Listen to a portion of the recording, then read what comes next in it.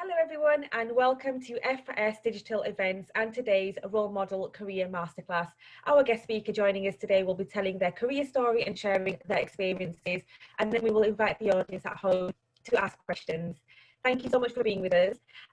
My name is Lindsay and I will be hosting the session today, and we hope to support students to make informed decisions about their future. To the audience at home, your audio and your visuals and your chat functions have been disabled for safeguarding purposes, but you can interact with us using the Q&A box, so please do get involved. We are recording the session and it will feature on our F4S platform and YouTube channel as well, so sit back and enjoy the webinar.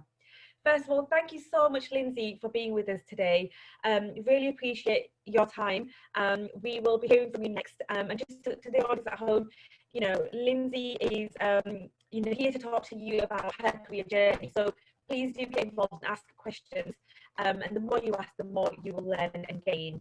So Lindsay, over to you. Now, just been looking at your your LinkedIn profile. So you are the diversity and inclusion leader at Amazon Web Services, and you have a background in recruitment as well, which is absolutely fantastic. So we'd love to hear it from you. And yeah, if you could just sort of talk about where you sort of started off and how you got to where you are today, and everything in between, and then we will hand over to Matt, who I've just seen has joined up. Hi Matt. Hello. Thank you for being with us today. We're just going to pass over to Lindsay, and then we'll hand over to you, Matt, and then we'll open up to the audience. So you can just take 5-7 minutes of breather and just listen to what Lindsay says, and then we'll ask you to do the same thing, if that's okay. Yeah, I must apologise, I'm late. I had a few technical issues, so I'm on my phone now. You're here, so that's fine. Not to worry. Wonderful. So over to you, Lindsay. Take it away. Thank you. Thanks, Neelam. And yeah, it's great to be here and speaking to you all today. So I'll try and give the short version of how I got to where I am today. It certainly wasn't a straightforward path. So as many of you, I'm sure, either are thinking about or maybe are in the process of taking your A-levels. I chose A-levels basically based on the subjects that I enjoyed at GCSE. So I studied English, geography and law at A-level. And throughout that, the clear standout of the subject that I enjoyed was law. And so for no other reason than that, I decided to pursue a law degree. I must admit, I didn't exactly use the right decision-making process when choosing a university. I followed a lot of where my friends were going, which I can't say was all bad because it brought me to Leeds Met. So it brought me to this wonderful city. So it was a good decision in that respect. But whilst I would recommend choosing a degree subject that you enjoy rather than what you think you're going to do for your career, I would perhaps do a little bit more due diligence of where you might want to go to university from an institution perspective.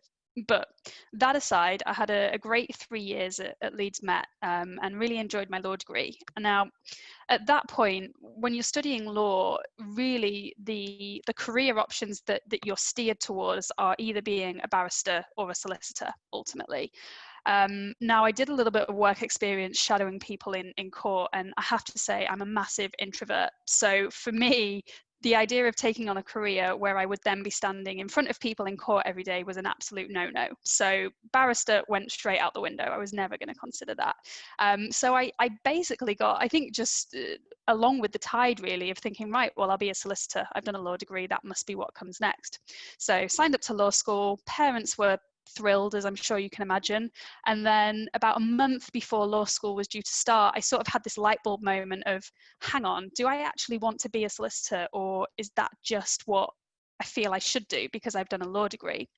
And again, my one piece of advice to you is that you don't have to know at that point what it is that you want to do. And I really wish that I hadn't been constrained by the degree sort of subject that I took and instead really explored what other options were out there, because by that point it was August, I'd graduated. I was a little bit in panic mode of what should I now do next. So I took a little bit of time to think about what it was that I really was interested in doing, and what, I'll be honest, almost was discouraging me from law was that it was quite a traditional profession, in that it's quite hierarchical. There's often a lot of steps that you have to take to get to the levels that you want to get to. And at 21, I was quite impatient. I thought, I work hard, I want to, be in a role where I've got autonomy and I'll be recognized for what I do. And I also wanted to earn some money. So I was attracted by this job description for a local Leeds headhunting firm. Graduates, come and join us, earn a ton of money in commission, get to work with people, and have fun whilst doing it. So I literally fell into recruitment after doing a law degree, and stayed in recruitment, I think, for sort of 13, 14 years after that. And sort of initially in Leeds, I then moved down to London, and I then moved to New York for a couple of years and worked in recruitment out there. And I loved it. And whilst I didn't appreciate it at the time, a lot of the skills that I learned through my law degree were super helpful in recruitment, and especially in proactive search, because you really need to research and understand your talent markets of who you're after. You then need to be able to influence and negotiate both with your candidates and your clients. And a lot of that practice through law and the moot sort of courts that you do, all of those skills, whilst you don't think about it at the time, are so transferable into the real world in so many different ways. So I loved that. And I've been doing that for about 13, 14 years through various companies. And at that point, I was sort of edging towards 30 and sort of thought, would really like to work for a brand, a big name. I've always worked for more startup companies. I really wanted to work for a brand that I sort of aligned with and recognized and would feel proud working for. And that was back in 2014. And so Amazon, they were big then, but I have to admit they weren't as big as they are now. But the name was recognizable. The values and the principles that they had, I aligned to. They're very customer obsessed. They're all about having bias for action. They're all about thinking big and not being afraid to experiment and bring new ideas to the table. So I was lucky enough to get a role with them as a recruitment manager. And over the last 5.5 years, I've taken on different roles with them. But I've now found myself purely through personal interest, I have to say, sort of getting involved in the diversity and inclusion space, and was lucky enough 1.5 years ago to move into having that as my day job, as opposed to something that I did on the side. And yeah, I have to say I'm now a program manager, so I don't do anything with recruitment. So it was a bit of a shift in my 30s. I always had this thought in my 20s that you couldn't change career. Once you picked your path, that was it. And that couldn't be further from the truth. And yeah, I sort of pivoted in my 30s, and now I'm in this program manager role in diversity and inclusion. Amazing. Thank you so much for sharing, Lindsay. Sure. Just to touch on your final point there about going into your 30s and actually thinking, this is my, I'm going to keep this job forever, and then actually changing your path. What encouraged you to take that change? There was a couple of things. Firstly, being in the company that I was helped, because they had an ethos and a culture of supporting their people to develop in whatever route that they wanted. And I would recommend that whether you're considering uni or going straight into work, really look at the company and their values, and make sure that they mirror your own, because I was almost more fortunate in a lot of ways that Amazon really wholly aligned to my principles. And so yeah, I was fortunate that as a company, their ethos was, we're not in an age now where careers are vertical, where you climb the ladder, rung after rung. It's very matrixed. You can move sideways and it's still progression, but it doesn't just take that traditional approach. So that was one thing, the company, but also having mentors that really encouraged me. I was more hesitant to do this in my 20s. I sort of felt I had to figure everything out on my own. And in my 30s, it really occurred to me, especially when I became sort of a woman working in a tech company, you have to rely on your networks. And so surrounding myself with female role models that I could be vulnerable with and share what I wanted to do and sort of get that confidence helped me build my confidence to give me sort of that confidence to go for it, really. Excellent. Thank you. Thank you so much for sharing, Lindsay. So I do have some questions, but I will hand over to Matthew first, and then we'll do the Q&A sort of together. So welcome, Matthew. Matthew, I just want you to kind of do the same thing, really. So I want you to start off with telling the audience at home a little bit about your previous experiences and how you got started off and how you got to where you are today. And yeah, just sort of 7 minutes to do that, and then we'll go into the Q&A.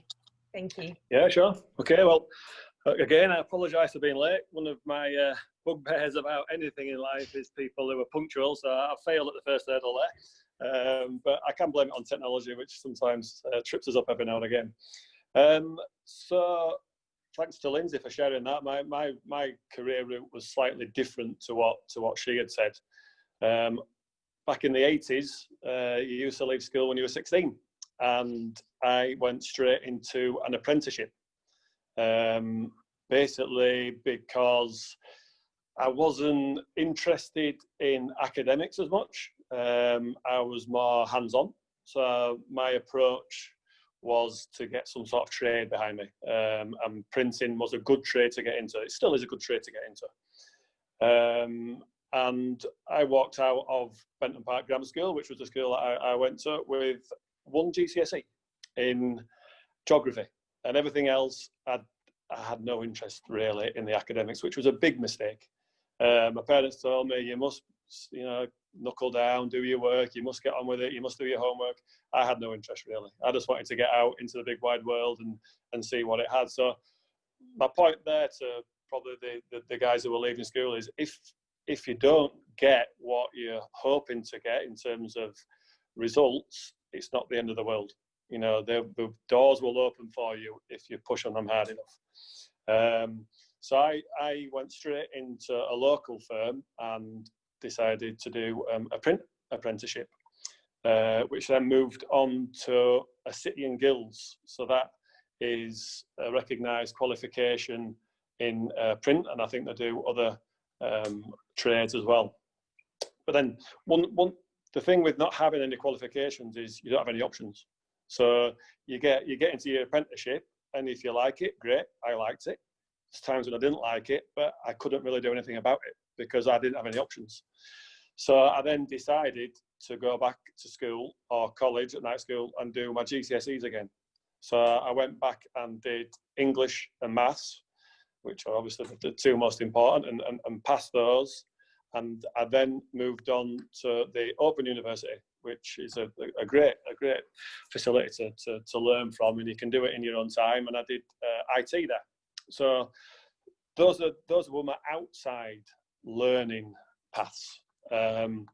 Whereas you get opportunities to learn if you work for a good firm, if you work for a firm that's willing to invest in its people, you'll always get chances to improve yourself internally as well.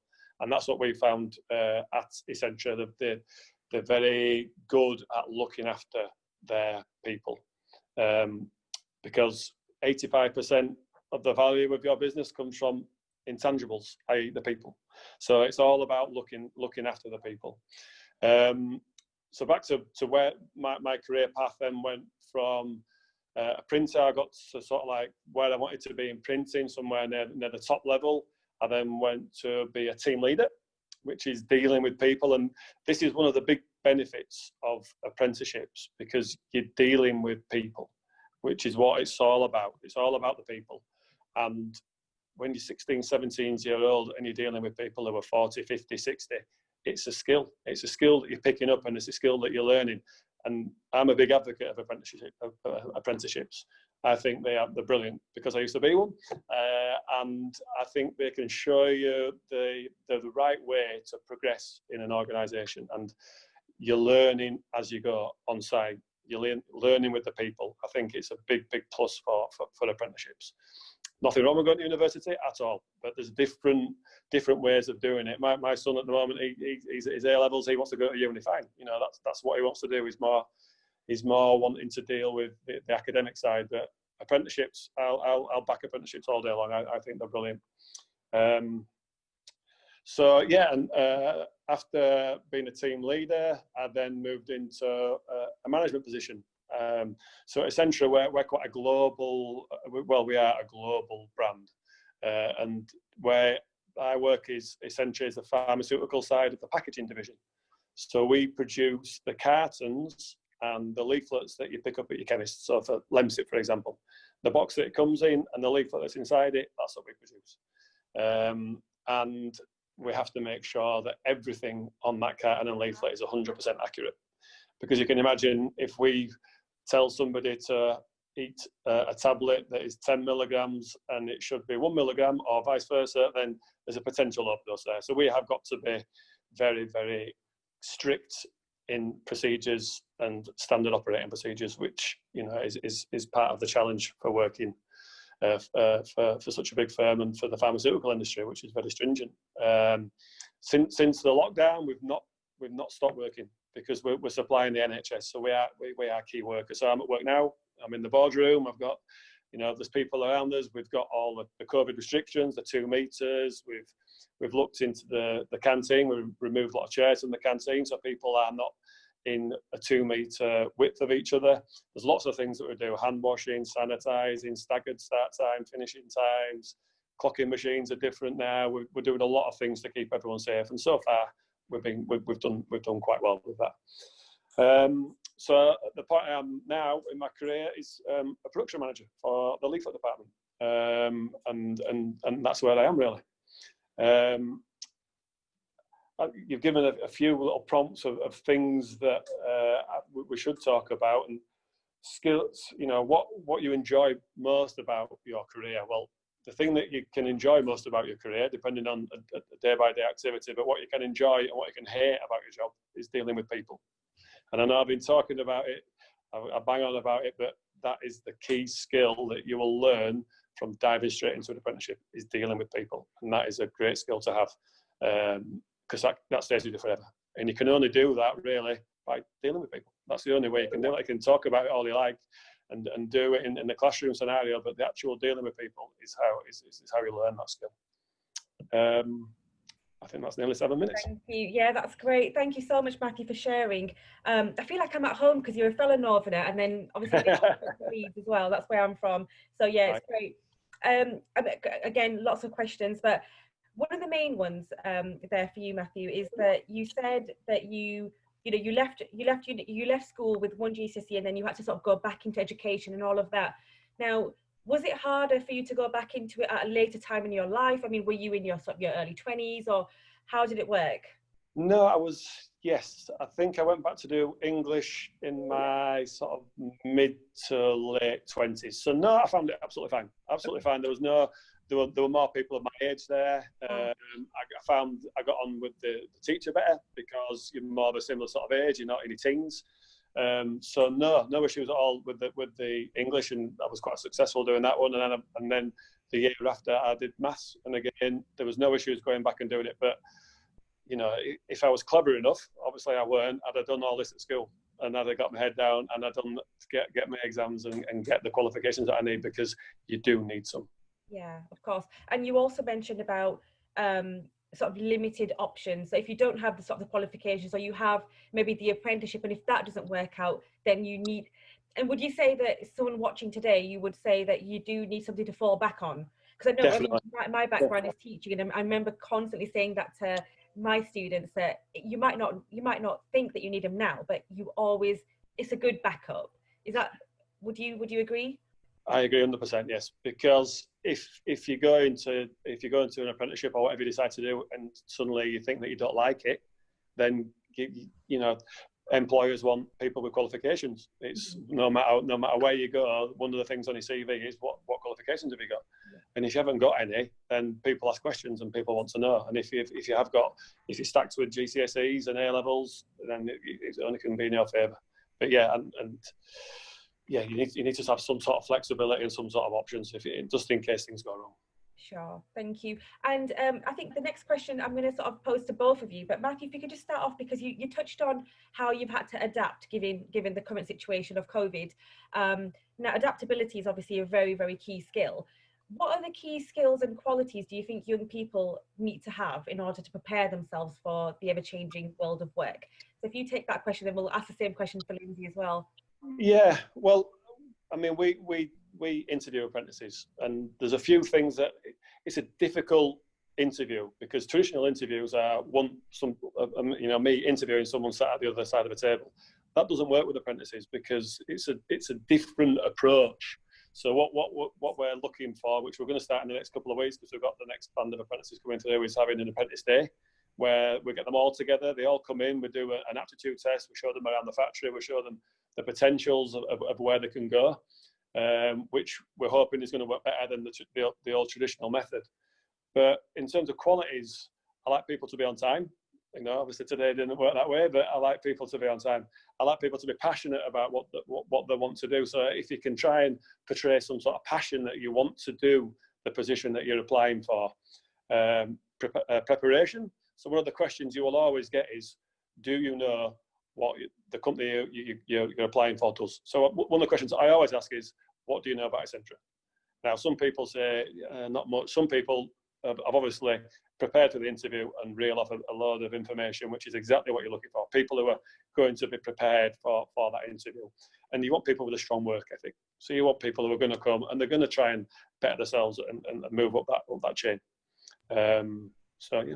Great. Thank you. Lindsay, how about you? What do you think young people need in terms of skills and qualities today?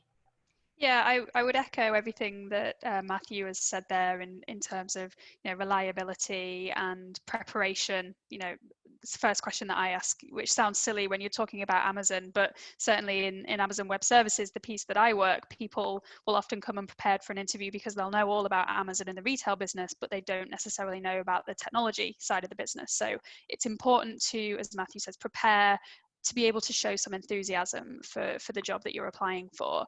I think I don't expect people, and I don't think right now that you need to have a 3 to 5 year plan mapped out. I think it's okay if you don't know what you want to do long term, as long as you show enthusiasm for what you want to do there and then. And then alongside that, the traits that I look for, it's actually one of our sort of company values, is learn and be curious. I like people that are curious, that want to, you know, expand their horizons, that want to improve their knowledge and their skill set. So it's coming in with that open mind really is really important. And as Matthew said, it's all about people. So earning trust, coming in, earning trust, whether it's with your peers or your managers, you know, working hard to build those relationships, because at the end of the day, that is what will see you through, and that is what's going to help you through your career, whether it's, you never know whose paths you're going to cross again in the future. So seeking out mentors, seeking out diverse perspectives. You know, often we surround ourselves with people that are quite like ourselves, and I think it's really important as you're as a young person trying to understand what it is that you want to do and where you want to be in the world, surround yourself with as many different people as you can to seek out those different perspectives and help you get to that point that you know what's going to come next. Amazing. And my next question was going to be, and you've kind of just touched on it, but what if there's a young person watching today who just doesn't know what they want to do, sort of post 16? Obviously you've worked in recruitment. Any other advice? So having a mentor is definitely key. Anything else?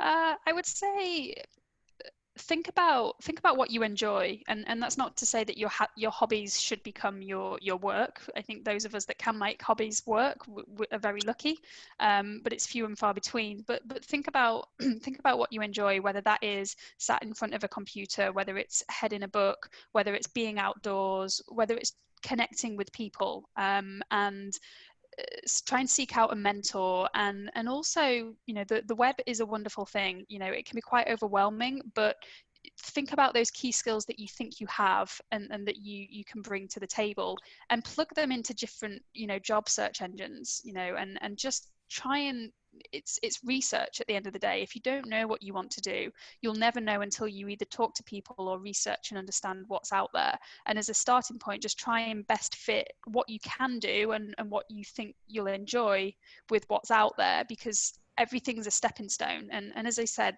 the biggest thing that I wish I could tell my 21 or 22, 23-year-old self now is that it doesn't matter what you do in your early 20s. That doesn't mean that's what you have to do for the rest of your life, or even as a teenager. You know, you can change careers at any point. It's about just getting in there, as Matthew says, getting those doors open to help you on that journey. Yeah, excellent. And obviously you are the diversity and inclusion leader. I have to ask you, what does that entail, and what does diversity mean to you? Oh, good question. So for us, my role is multifaceted. It looks at the strategy as an organization, what we're doing to bring more diversity into our workforce. And as a technology company, we are somewhat limited in our diversity. There's a lot of men, I have to say. So we're looking at what actions we can take to try and encourage more women and more diversity into the workforce. But then on the flip side of that, it's what programs can I put in place to foster more inclusion and cultivate more inclusion in the environment at AWS, at Amazon, so that when we attract more diversity into the company, they have equal opportunity, they have an equal seat at the table, and they can thrive in their career the same as anybody can. And so hand in hand with that comes a lot of training and learning and development to raise awareness of the importance of diversity and inclusion. And to answer your question of what it means to me, diversity is, for me, it's the unique combination of skills, experiences, perspectives, cultural backgrounds, everything that makes us who we are. And it's all layered and multifaceted. None of us are just one thing. But importantly, you need inclusion to go hand in hand with diversity. And inclusion is that feeling of feeling trusted, feeling valued, feeling connected. And so at AWS, we very much focus on making sure we cultivate and build inclusion so that we naturally attract more diversity. Excellent, thank you. Great answer. Matthew, I think we've got time for one final question. Obviously, you're an advocate for apprenticeships, and that's absolutely fantastic, because not every university isn't for everyone, let's face it, and that's really, really good that you've touched on that. How can a young person go about getting an apprenticeship then? I know you mentioned about having an apprenticeship day. Can you just give us about 60 seconds quick? Yeah, sure. I mean, we have at Essentra and the recruitment division who will put adverts out in the various different portals and apps as to when we are recruiting. But I know in Leeds there's an apprenticeship fair, which the BPAF, which is the British Printing Industry Federation, they have a stall there, and that's where you can get the details of who is hiring at any particular time. Yeah, and you know, just touching on what you were saying about what career path to go to, I didn't know what I wanted to do, and there's an argument to say I probably still don't know, and I'm nearly 50. But sometimes you just got to throw yourself in, and you've got to have a go, and you might decide, right, I'm going to go into print, and you know what, I don't like it, but I've got my options because I've done well at school, and I've concentrated at school. I've got my exams. I can then decide, well, I'm going to take myself away from that, and I'm going to try something else. But you've got to have a go, because yeah, the utopian job that you think I want to be, I don't know, a marine biologist or whatever, you might not get to that point. So you need to have some backups as well. It's always good to have a backup, I've found. Great, thank you very much to both of you. So we are out of time. We're going to have to close the session, I'm afraid. But yeah, some really, really great advice. So thank you both for your time today. I know you're both very, very busy. So yeah, thank you for joining. And to the guys at home, you will be asked to leave some feedback for us so we can continue to improve our F4S digital services. So please do complete those. Look out for the recordings, and if your friends or family have missed it, pass it on to them. It's on our YouTube channel and our digital platform. Also, we're on Twitter, Facebook, LinkedIn and Instagram, so do follow us and check us out there. Our next session will be tomorrow. It's another role model event taking place at the same time at 11:30. So thank you again, everyone, for your time, and we're going to have to call it a day. Thank you. Take care. Thanks, Neela. Thanks for having us. Thank you. Bye-bye. Bye.